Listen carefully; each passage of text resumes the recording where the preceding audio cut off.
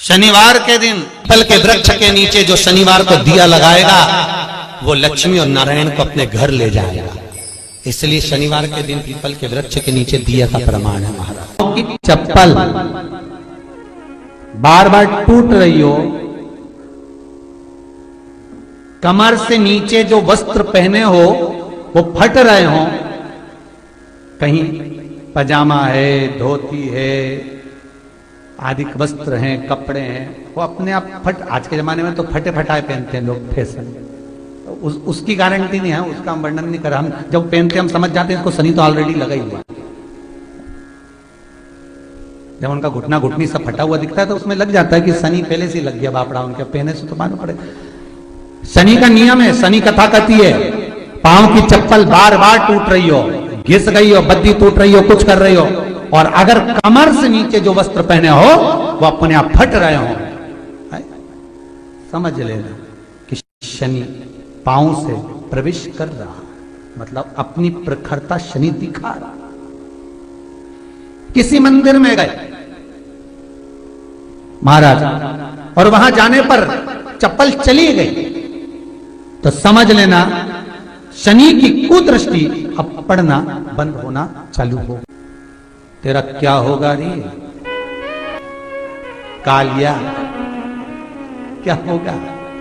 रसोई घर में शिव महापुराण की कथा कहती है जब भगवान शंकर को मां जगत जननी भोजन करा रही थी, शंकर जी ने वर मांगा था अन्नपूर्णा से। ए अन्नपूर्णे, तुम मेरे घर के बच्चों का भरण पोषण कर रही है, इस मृत्यु लोक में जितने मनुष्य जन्म लेते हैं ये मेरे पुत्र कहलाते हैं। तो अन्नपूर्णा ने कहा चिंता मत करना भोलेनाथ, जिस जगह पर एक स्त्री, बेटी, कन्या या घर की बहू या बूढ़ी मां भोजन बनाएगी उस जगह पर मैं अन्नपूर्णा उसके शरीर में प्रवेश करूंगी। रसोई घर नहीं होगा, वो मेरा और तुम्हारा मंदिर कहलाएगा।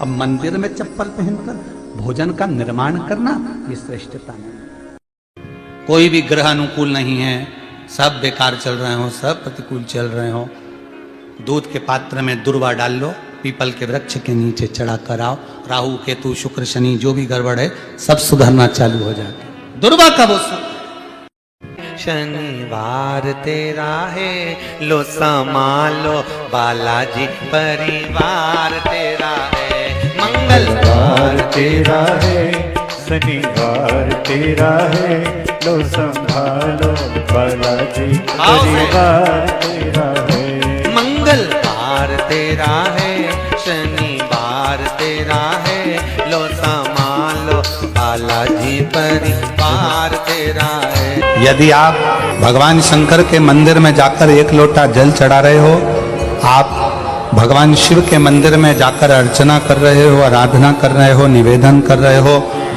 एक बेलपत्र शिव की उठाकर धोकर वापिस शंकर को समर्पित कर रहे हो, शंकर भगवान का पंचाक्षर मंत्र नमः शिवाय जप रहे हो, शंकर भगवान का षडाक्षर मंत्र ओम नमः शिवाय जप रहे हो, या श्री शिवाय नमस्तुभ्यम का जाप कर रहे हो, तो ये निश्चित मानकर रखो कि आपके पीछे शनि नहीं पड़ेगा, आपके पीछे शंकर जरूर पड़ेगा। और शंकर जब हमारे पीछे पड़ेगा तो हमारा उद्धार अपने आप।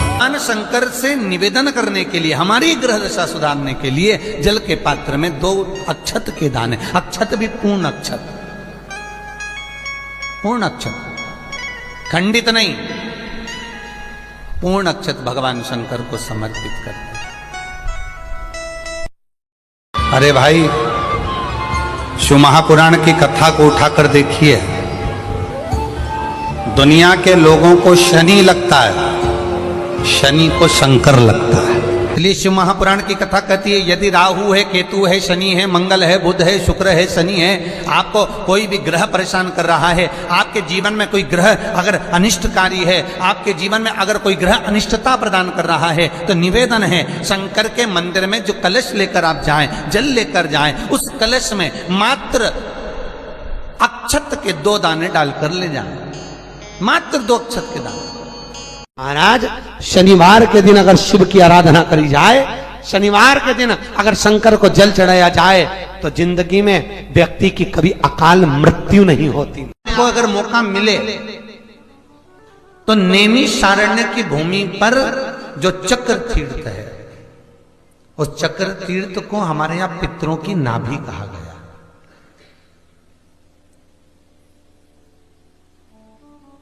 पूरी दुनिया में केवल एक ही जगह है जहां पर भगवान शंकर छुप कर बैठे हैं पानी के अंदर, जिसका नाम गुप्तेश्वर महादेव है। पूरी दुनिया में केवल एक ही जगह है, गुप्तेश्वर महादेव, जहां भगवान शंकर पानी में छुपकर बैठे हुए। और हम अगर कोई फल, कोई प्रसाद लेते हैं, कोई बेलपत्री फूल लेते हैं, और हम भगवान को जब वो बेलपत्र, जब वो फूल हम भगवान को देते हैं, तो हम भगवान को अर्पण करने के लिए जब पानी में छोड़ते हैं, बहते पानी में जब उसको छोड़ा जाता है, तो वो बेलपत्र, वो फूल, वो प्रसाद जमीन तलातल में जल के अंदर चला जाता है।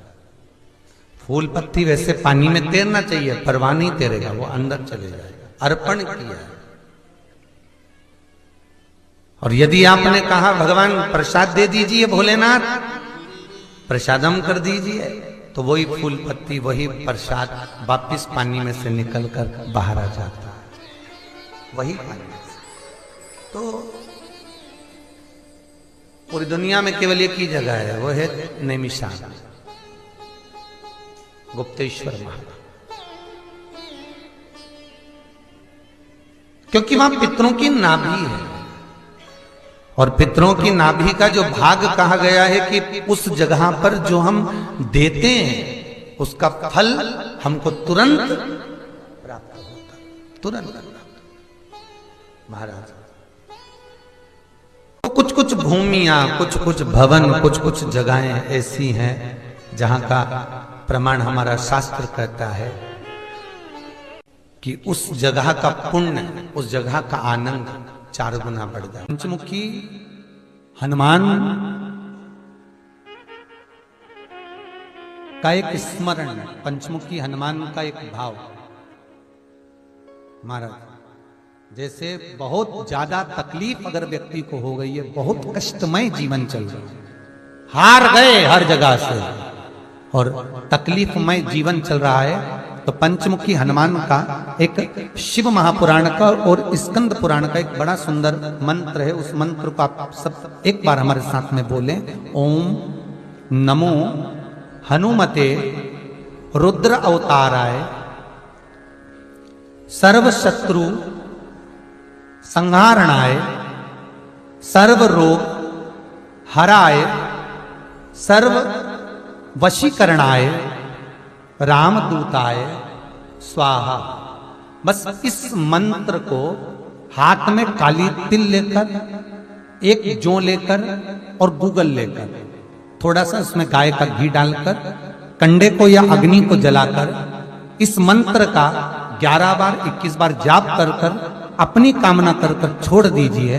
कैसा भी रोग हो, बीमारी हो, कष्ट हो, दुख हो, तकलीफ हो, 21 दिन के अंदर वो आनंद आना प्रारंभ कर देता है। इस मंत्र स्कंद पुराण का, शिव महापुराण का ये मंत्र मूल पंचमुखी हनुमान सुख देंगे।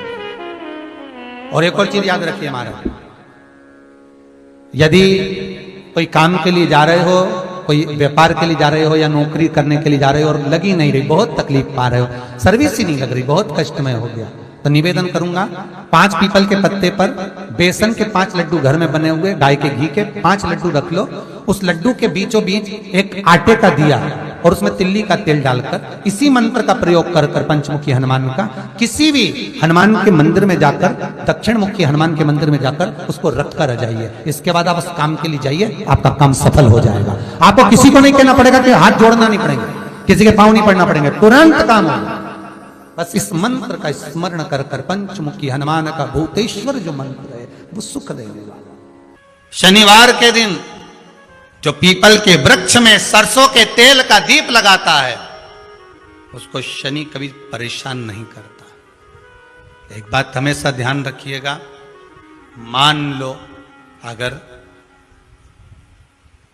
कोई भारी रोग ऐसा शनि महाराज के कारण हो गया हो, अच्छे काम करते करते उल्टे हो रहे हैं, होते हैं किसी किसी के साथ में, विपरीत परिस्थितियां आ जाती है, अच्छा करने जाओ बुरा हो जाता है,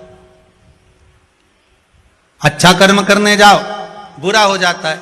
तो पीपल के वृक्ष की जो छाल होती है, छाल देखिए, पीपल के वृक्ष में जो छाल लगी होती है, उस छाल को घिसकर चंदन बनाकर भगवान शंकर का स्नान कराकर, अभिषेक कराकर, पूजन कराने के बाद में पिपलेश्वर महादेव का नाम लेकर, कौन से महादेव?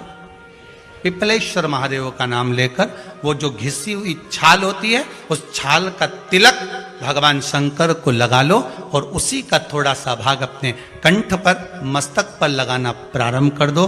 धीरे धीरे जो विपरीत दशा है वो सुधरना प्रारंभ हो जाती है। पर नाम याद रखना, पिपलेश्वर, जम के बोलिए, पिपलेश्वर महादेव भगवान शंकर का एक अवतार है, पिपलाद अवतार।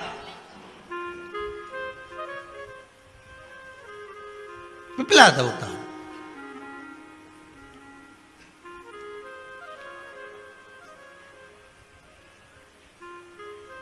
जब दधीची ऋषि की अस्थियां चली गई, उनकी धर्मपत्नी सुवाच ने देखा मेरे पति को मार दिया गया, मेरे पति की अस्थियां ले गए राक्षसों का संहार करने के लिए, उनकी अस्थियां लेकर चले गए, मेरा पति चले गया। सुवाच गर्व से थी, मरना चाहती थी, प्राण छोड़ना चाहती थी। शिव जी ने देखा ये तो अग्नि के ऊपर चढ़कर अपनी देह त्याग रही है। शंकर भगवान ने आकर कहा, रुक जा सुवाच, रुको, तुम्हारे गर्भ में बच्चा है, तुम्हारे गर्भ में बच्चा है, वो बच्चा मर जाएगा।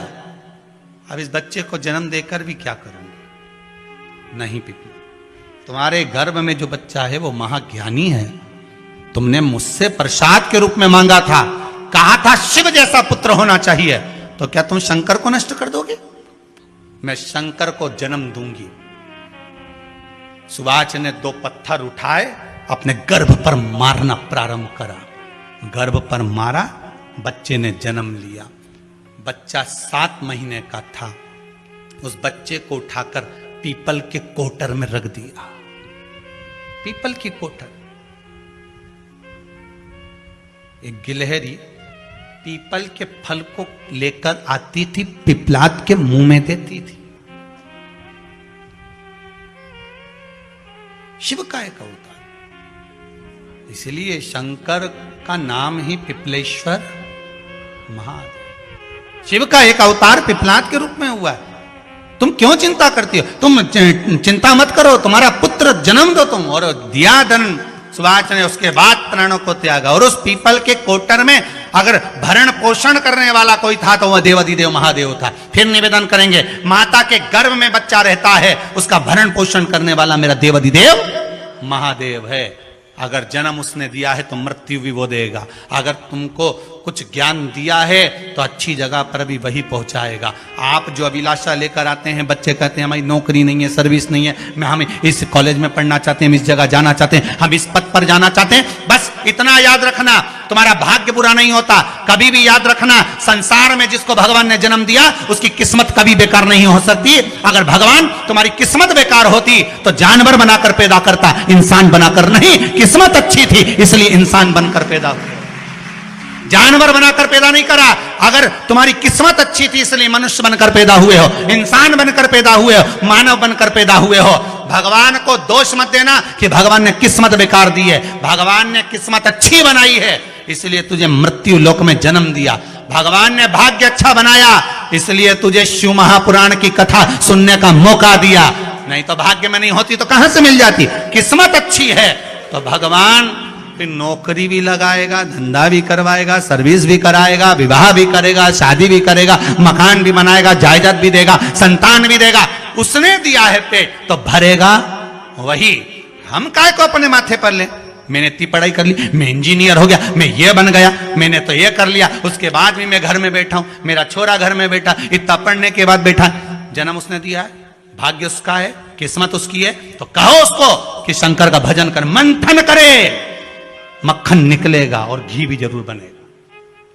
हारना मती, जब तेरे 3.5 करोड़ बार गिनती मत करना, गिनती वो करेगा। तू तो भज, तू कुबेरेश्वर का स्मरण कर, तू महाकाल का स्मरण कर, तू काशी विश्वनाथ का स्मरण कर, तू महाकाल राजा का स्मरण करके तो देख, शिव का भजन कर। 1 लोटा पानी ले जाकर रोज चढ़ा शंकर जी के मंदिर में जा। शिव से भजन करने में क्या देरी, नहीं जा सकता शिव मंदिर में जाने में। बच्चों को अगर शर्म आती हो तो बेलपत्री के पेड़ के नीचे पानी चढ़ाया, वो भी नहीं कर सकता तो पीपल के पेड़ के नीचे चढ़ाया, वो भी नहीं कर सकता तो आंवले के पेड़ के नीचे चढ़ाया। पर कहीं जुड़ तो सरी, एक बार साध तो सरी, पकड़ने का प्रयास तो करो परमात्मा को।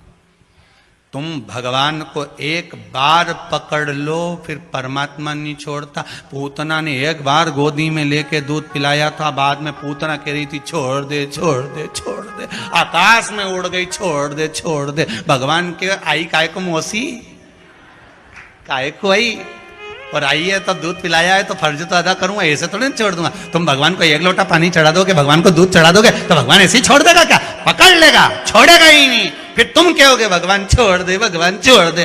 कहां कथा का रस लग गया लोगों को। अब दुनिया के लोग सोचते हैं अब मैं कथा भी हाल नहीं सुनूंगा। मेरे घर ताप्ती के दरवाजे पर शनि महाराज आए और एक दिन घूमते हुए श्री यमराज जी आ गए। और जब यमराज आए तो यमराज ने शनि महाराज को देखा और शनि महाराज को देखकर यमराज ने कहा, क्यों शनि, तू अकेला अकेला ताप्ती के दरवाजे पर आ गया, तूने मुझे नहीं बोला? शनि ने कहा, भैया मुझे जीजी की याद आ रही थी, मुझे बहन की याद आ रही थी, इसलिए मैं ताप्ती से मिलने के लिए आ गया। जैसे ही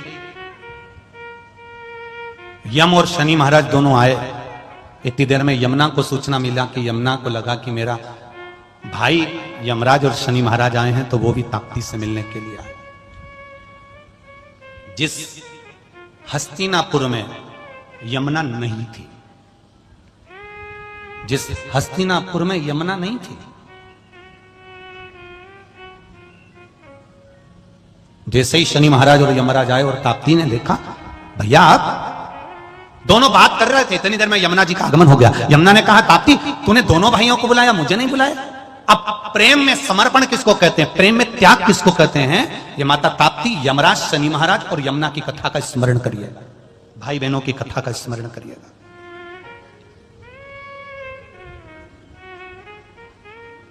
यमुना ने कहा, ताप्ती तूने शनि महाराज को बुलाया, यमराज को बुलाया, मुझे नहीं बुलाया।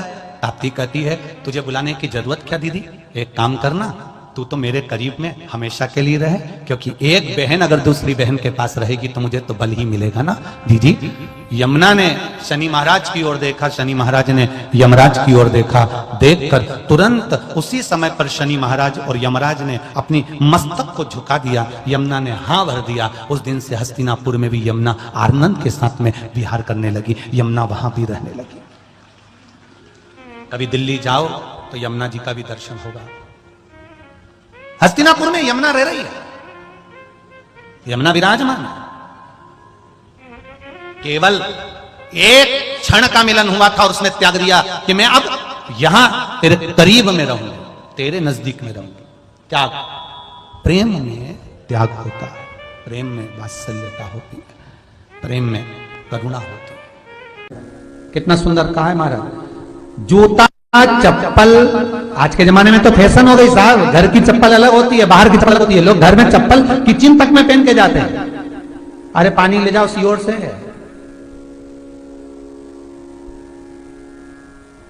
रसोई घर में लोग चप्पल पहन कर जाते हैं, जहां भगवान का प्रसाद बन रहा है, जहां अन्नपूर्णा निवास कर रही है, और पूछो तो किचन की चप्पल है तो माथे पे रख लो, किचन की है।